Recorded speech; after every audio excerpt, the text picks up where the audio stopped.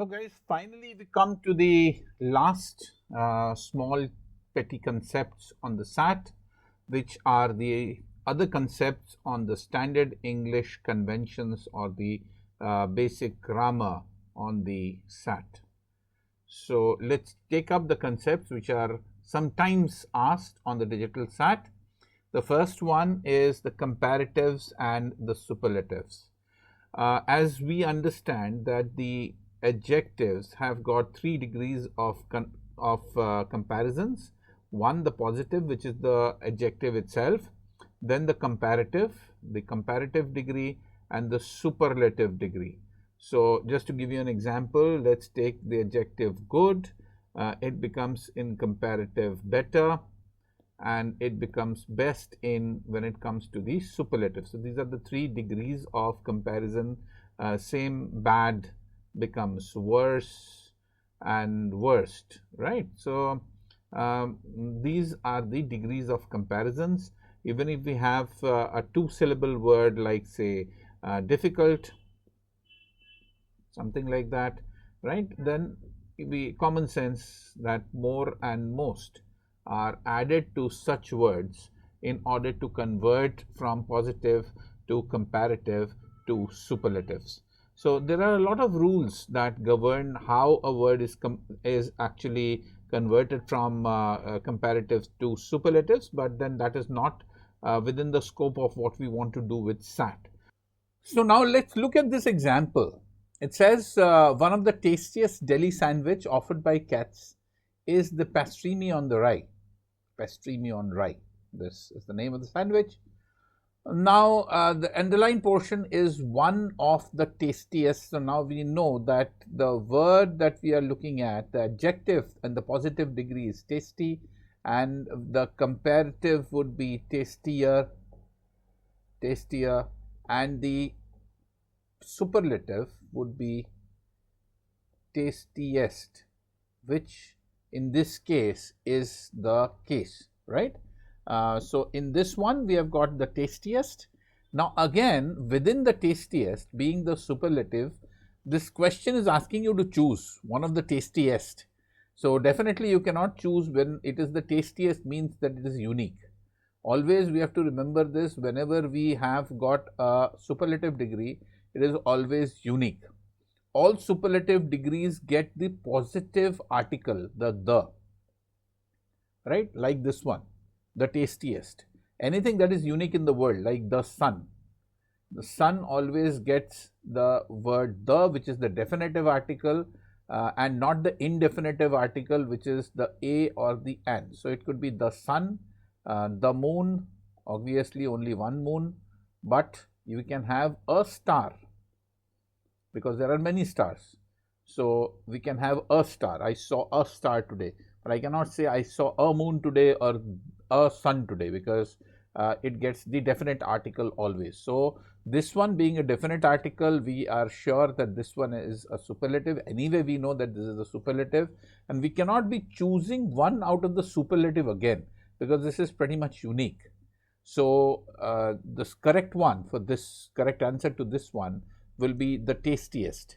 The most tasty is definitely not likely, because we don't have a most tasty comparative or a superlative, because this is a single syllable word. Generally small words don't use more and most, so this is incorrect that way.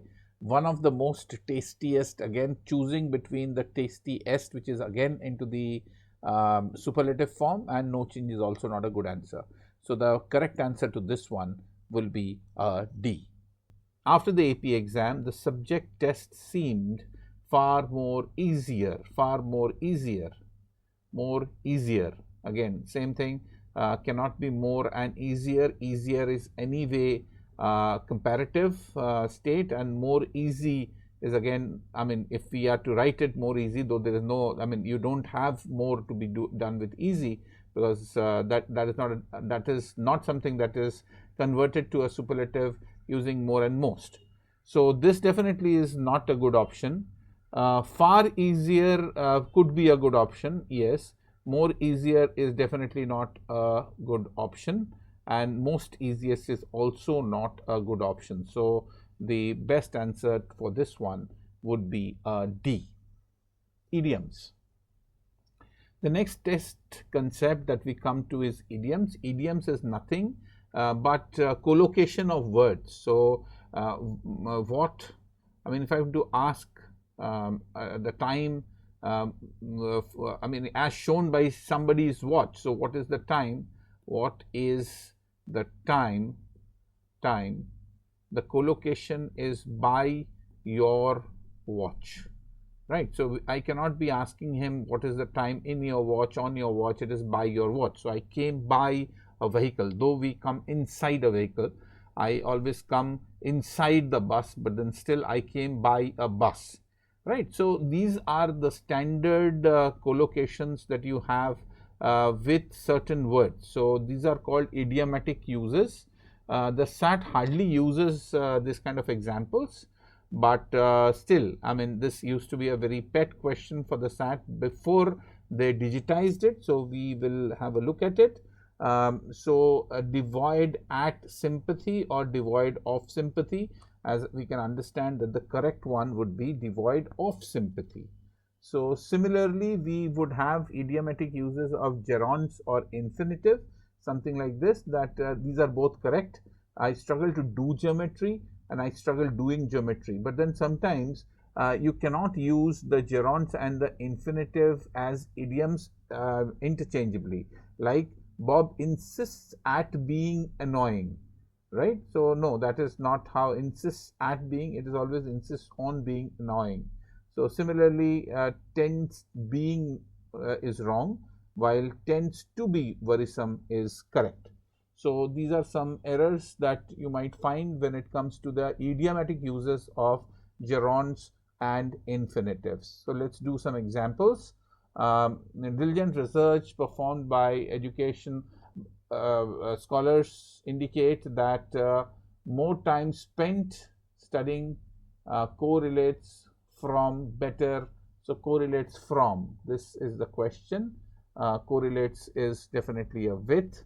So, the correct answer to this one will be a with.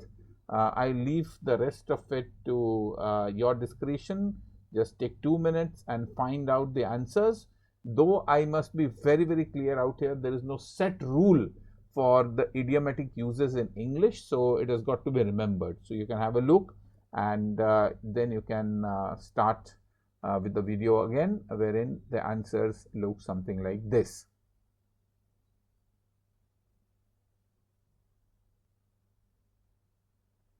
The next concept we come to is verb mood. This is important.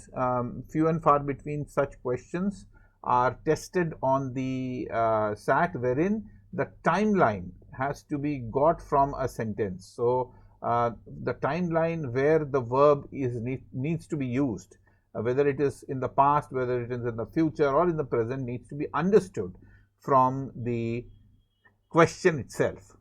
So, verb mood is an element of verb formation that tells us about more about the action being is being completed. So, the time and the mood, I mean the way in which it is spoken. So, as for example, there are the verb moods called the indicative mood and the conditional mood. While indicative moods are used to define actions with certainty.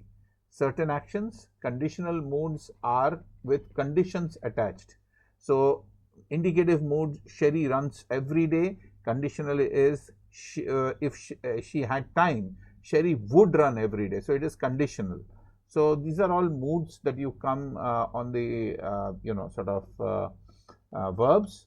The conjugate mood, the conjugate the conjugate context, wherein you have certain time given on the sentence, and you have to guess the time by understanding this kind of a reference on the sentence, something like this, 1609. So, we can understand that it has got to be in the past, and so the answer needs to have an auxiliary verb which is in the past. Similarly, you can match the nearby verbs and find out where the action is occurring, something like that. After he lost one election for president, Thomas Jefferson runs again. right? Defeating the incumbent John Adams, runs, right? This is incorrect because after he lost one election is in the past, and now this is in the present. So ran would be the correct verb to be used. So let's do some one or two examples for this one. The first one says that Antarctic pearl what? A low-growing shrub with characteristic yellow flowers is one of the only two native flowering plants which were occurring in Antarctica. Were occurring. So this is wrong on two counts. First, occurring and where would mean that this is a gerund and generally would lead to a wordiness issue.